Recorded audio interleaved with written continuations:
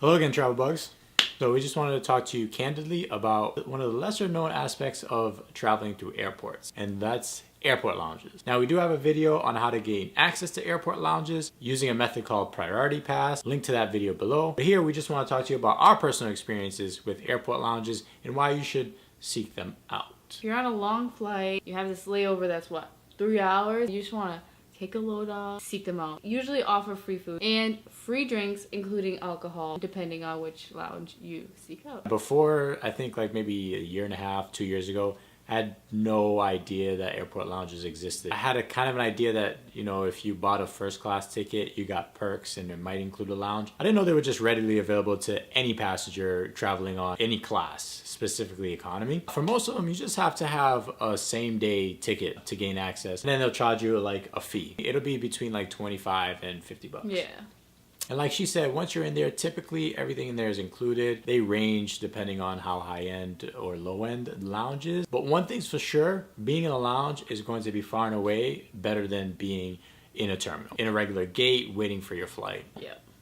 You'll have refreshments, you'll have snacks, and then again, depending on how luxurious the lounge is, that will determine the level of amenities. Yeah. Some of them have showers, like you can take a shower. Massage chairs. A lot of them have business centers so you can print or fax. Most of them will keep you updated on your flight departures as well. So you're sitting right there, with it's either your flight's delayed on time, so, and sometimes they even announce it over the intercom, okay, boarding, blah, blah, blah, at this time, and this way, you know, you're never late. They're lifesavers, I'm telling you right now. And you know, it's one of those things you look forward to too when you're going to the airport.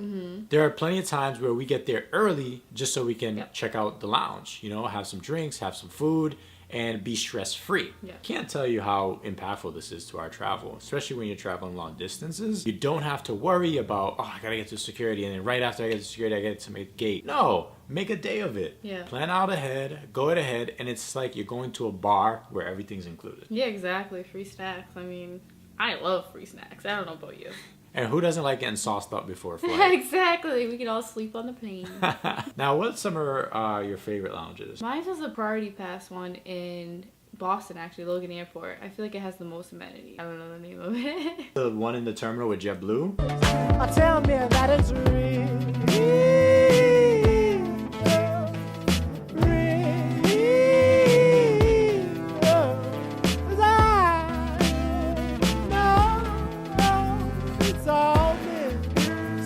Air France is actually my favorite lounge because they have a self-service bar. That's like number one on my list. A lot of lounges, you gotta ask somebody for your drink. It's behind a counter. It's still free, but you know, You gotta wait. You gotta wait. I just like going up to a bar and just serving myself. This is in Terminal E at Boston Logan. Air France Lounge. Club Lounge is in Terminal C at Boston Logan. JetBlue.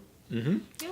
Those are our two favorite lounges. Some other lounges that we've been to. We've been to one in New York. On our way to Milan, I believe. I forget the name of that lounge. It was we got some alright. footage of it, and it was all right lounge. It was pretty big, as you'd expect a New York lounge to be.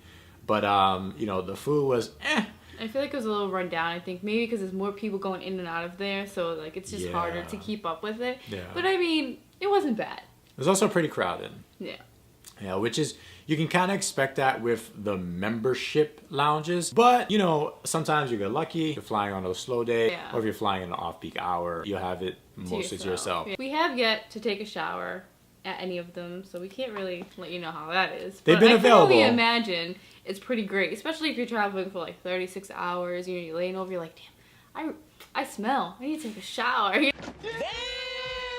You know, like, and it's right there. It's available to you, like, and then you can take a nap afterwards. We have been to one in Milan as well. That one was interesting getting to, and it had like automatic doors somewhere. Was it for the bathroom? Bathrooms, yep, we went zoop. It was pretty cool, I'm not gonna lie. That one I'll say I think is the most spacious one we've been to, but the seating wasn't proportionate to the amount of space that they had. Yeah. So it's still crowded just because even though they had a really large space, there wasn't a ton of seating to Yeah. cover it, and the food wasn't all that. It was mostly like just like little bites, like little finger sandwiches and Yeah. stuff like that. Not one of the nicest lounges. Funny that of all the places we've been, the best lounges we've been to so far have been right here in And Boston. home. Lucky for us. Yeah. There are a few lounges on our list that we want to cross off soon. One of them is the United Lounge. Yeah. We actually have passes for them. We got passes for them last year that expired. We couldn't use them because you can only use them when you're flying for United, and we don't fly United. Oh my god, look at what you did here! But we have 2 passes, and we're flying United in March. Well, technically April. So we're gonna check out the United Lounge then. This is one of the more premier lounges. These are the ones that are not included in membership. So you have to be flying either a premium class with United, pay a hefty fee to get in, or have lounge passes, which we have because we hold a Mileage Plus card, and you get 2 free lounge passes annually. Another one of our list that we have access to but we haven't been to just because they're so limited is the Amex Centurion lounges. Now, these lounges are exclusive to Amex Platinum card holders and up. You can pay a fee if you have another Amex card. I think it's $50 for the day. That's a hefty price. These are high-end lounges. High-end food, high-end drinks, and high-end amenities. But because the number of Amex Platinum holders is relatively large, and they only have very few of them, they tend to get pretty crowded. We've yet to be in one because the closest one to us is, I believe, LaGuardia. Oh wow, we're never in LaGuardia. They don't have one in Boston yet, and we rarely fly out of LaGuardia, if ever. What's been one of our most memorable moments in a lounge? That was deep.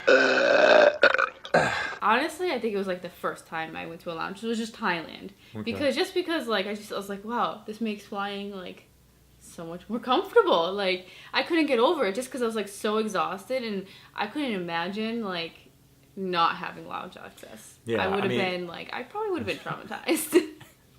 I would have been. I wouldn't any go more that far. international. What? I don't know. It's a little rough. I will say this, it was a welcome reprieve on our first leg to Thailand from Boston to Germany. Yeah. That was our very first experience with severe jet lag.